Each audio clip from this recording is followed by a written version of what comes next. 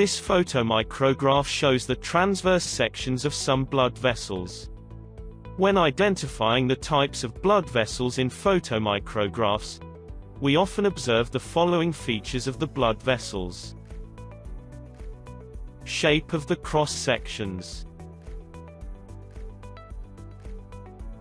The cross-sections of arteries are often circular or oval, while the cross-sections of veins are often irregular in shape. Thickness of the wall. The walls of the blood vessels are often stained pink or purple.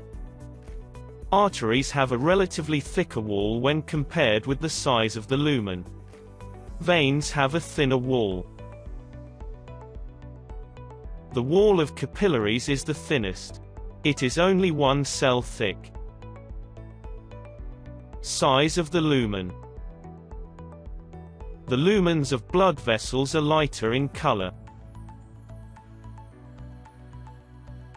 Arteries have a smaller lumen than veins. Capillaries have a lumen so small that red blood cells must pass through one by one.